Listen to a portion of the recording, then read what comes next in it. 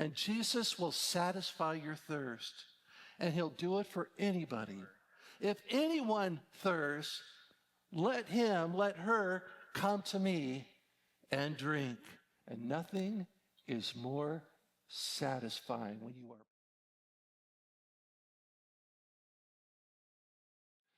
Well, at this point, I want to ask you a question. Are you thirsty? Do you thirst for this living water? Can you identify with the psalmist David, who wrote in Psalm 42, verses 1 and 2, as the deer pants for the water brooks, so pants my soul for you, O God. My soul thirsts for God, for the living God. When shall I come and appear before God? You talk about a thirsty man, someone who longed for God, for more of God. And maybe you relate to the psalmist. And I have good news for you. Jesus offers an open invitation. If anyone thirsts, no matter who you are, if anyone thirsts, let her come to me and drink. Thirst is born out of a need. We think of it in physical terms. You and I, we need water. No one can survive long without it. Water is as essential to life as air is. And to satisfy this need, what do? We drink. And the more needy we are, the more satisfying we become once we do drink. Have you ever been really, really, really, really thirsty, where you went all day without a drink? Maybe you were on a long hike on a summer day, or maybe you were jogging on the beach. You were physically exerting yourself. You were sweating it out in the sun, and you forgot to bring water. And so at the end of the day, you're on your way home, and the first stop is a convenience store, 7-Eleven, Circle K. You buy a large coffee? How about a large milk?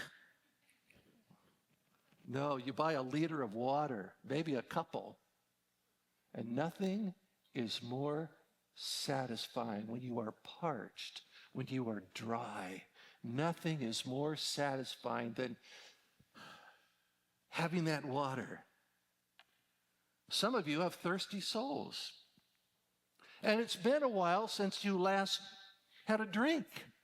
Or maybe it could be that you're drinking, but you're drinking from an unclean well. And it didn't satisfy. It's not satisfying as you had hoped. And I want you to hear the words of Jesus, this invitation to you. Come to me and drink. And Jesus will satisfy your thirst. And he'll do it for anybody. Anybody who comes. There is one condition. You must come in faith.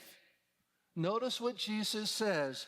He who believes in me, come and drink.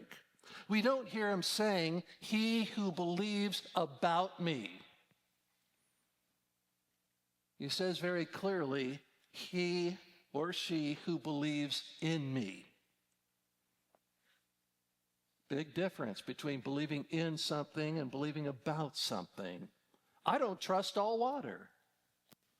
What's that in the pond after it rains? Well, it's water. I know it is. I believe.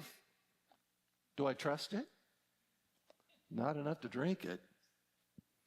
I do trust many bottled waters. I trust them more than tap water, especially the tap water where we live.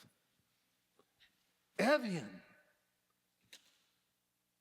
It's got a price tag on it.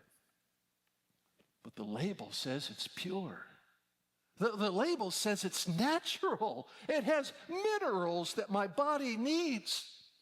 I trust what the label says. You see, it comes down to this. When it comes down to living water, do you trust what the scriptures say?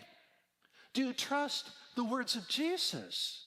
And if you trust what the Word says, if you trust the words of Jesus, then come. Come drink of the living water. Believe the Jesus of the Bible. Believe Jesus. Notice how he says it. Believe in me as the Scripture has said. Believing he was a good person? Not an option. Believing he was a good teacher? That's not enough. The Bible declares Jesus is the Christ, the Son of the living God, the bread of life, the light of the world, the way, the truth, and the life. Believe it and receive it. Receive the living water.